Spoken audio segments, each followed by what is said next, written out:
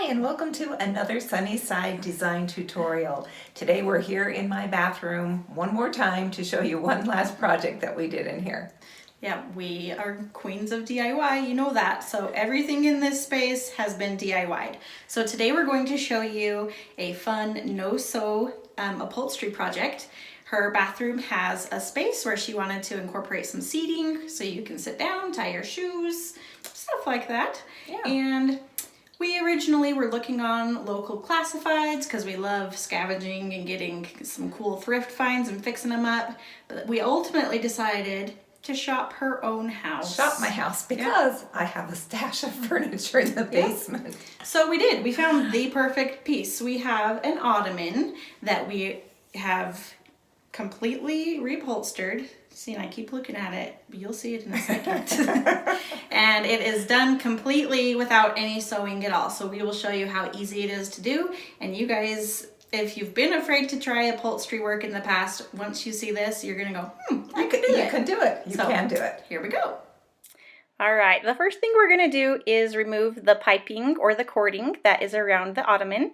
You'll just take the tack puller and put the tip behind the piping to loosen up where it's glued down a little bit, and then just pull the rest up. It should come up fairly easy. Once that is all removed, you can begin taking out all of the staples. There is a little groove in this ottoman, and most furniture has this as well, where that's where the fabric is secured to the piece of furniture. So using the tack puller, or you can use a flathead screwdriver, works as well. Get that underneath the staple and just pry it up. Sometimes the staples will break. If that happens, use your needle nose pliers to pull that out, and you just go around the whole chair removing all the staples. It does take a little bit of time, but this is probably the hardest part of this project, which isn't really hard. It just takes a little bit of time. So just turn up your work music and have some fun and get this part done. Once all of the staples have been removed, go ahead and remove the fabric. And this next step is optional, but we like to put a nice fresh coat of batting on and tack it into place with just about 3 staples on each side, just to hold it into place. You don't need very many staples in at this point. Then you're ready for your fabric. You're going to measure your fabric just long enough that it will cover the wood. So you can see here that it's hanging over the wood about 2 to 3 inches around the whole ottoman here. And there's a nice shot at the groove where we're going to need to insert all of the staples to secure the fabric. So this one was kind of deep, deeper than other pieces of furniture we worked on before. So we tried to use our heavy-duty hand staple gun, but it just wasn't skinny enough to get in that deep groove. So we ended up actually buying this cool pneumatic staple gun, which really is awesome. It made it go faster. So what you'll do is start in the middle and put 1 staple in the middle and then 1 on each end towards the legs. This will just hold it into place.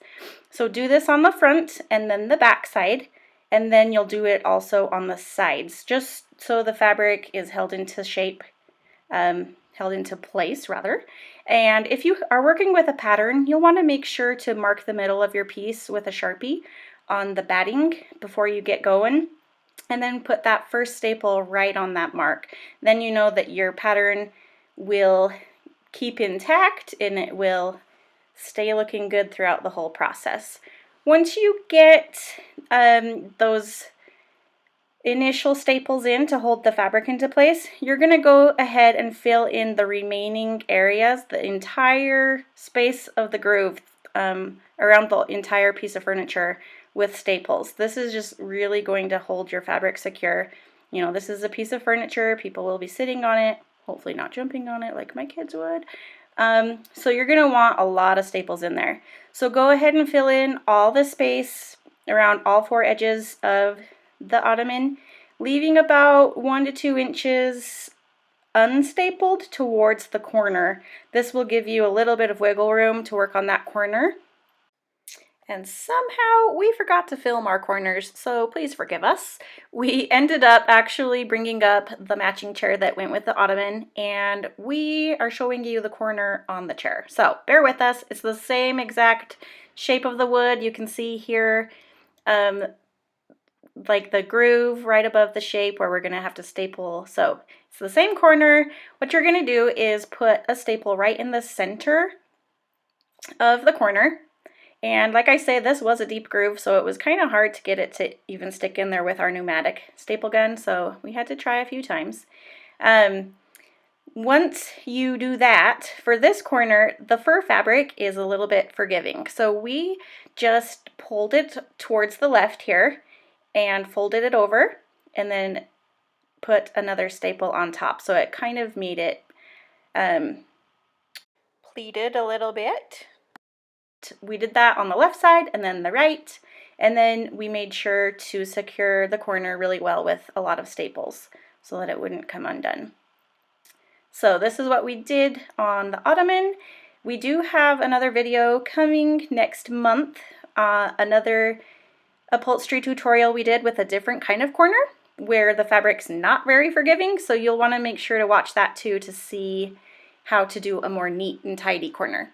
Once all of the corners have been stapled, the rest of the ottoman stapled, you'll just go ahead and trim off the excess fabric, trimming as close to the staples as you can, and then we're attaching the piping. This is our last step. So using a hot glue gun, super easy to do. We just stuck some glue right on the end to prevent any fraying from happening, and then you're just gonna go around the whole piece of furniture and apply your piping right over that deep groove area where we have stapled all of the fabric.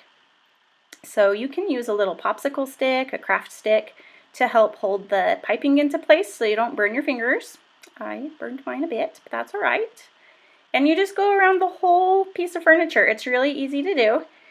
We just started in the back of the ottoman in one corner, and then when we get it wrapped around the whole piece, it will meet up in that same spot and it will just have a really nice finished look to it. So you can also see that I'm picking off any strings of glue as I'm going around. It's a little bit easier to pull it off while it's still a little bit warm.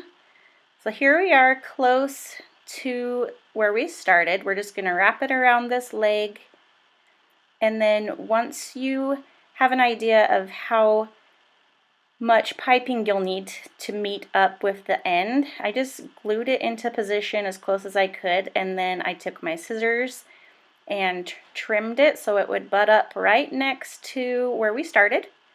And then again, I put a little bit of hot glue on the edge to prevent fraying, and then really just secured it down and held it into place. And that is finished. Yay! Wasn't that so easy? No sewing, and you have now finished a piece of furniture. Don't you just love the way this chic and stylish ottoman turned out? We love it. Wasn't that a fun project? And doesn't it look easy? Something like that you could actually do yourself. Yep. Easy. It was fairly inexpensive. We shopped our own home, but you can also go to your thrift store. Yeah. Yard sale season's coming up. I think we spent like $5 on the batting and 10 on the fabric. Yeah, so not bad, not bad. Okay, so if you liked this, please be sure to subscribe to our channel.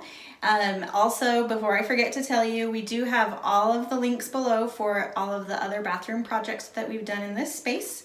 So make sure to go check those out. We have videos and blog post tutorials with step-by-step photos. If you have questions, comments, we'd love to hear from you, so make sure to do that below. Once you subscribe, make sure to tap that red bell icon so you know that when our new videos are released. And I think that's pretty much it. Social media. Follow us. Yes, that's all down below. Everything's there. Yeah.